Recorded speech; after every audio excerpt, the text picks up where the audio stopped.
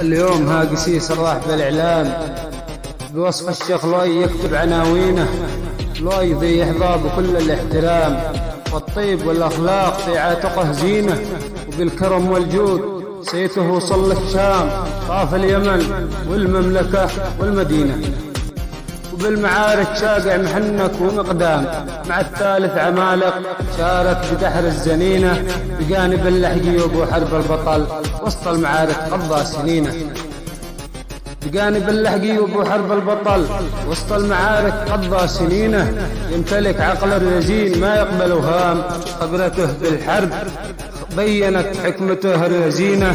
الشيخ لؤي في المنطقة هام، يستاهل الشيخة تكون له قرينة، رجل مناضل وكتب تاريخه واجب على كل الأقلام، واجب علينا نقبل جبينه ونمشي على أمره ونتبع للأحكام، نشهد إنه من رجال فطينة. يحميك ربي يا شيخ لؤي من كل حاسد ونمام، ويحميك من شر أناس لعينة، يحميك من شر أناس لعينة.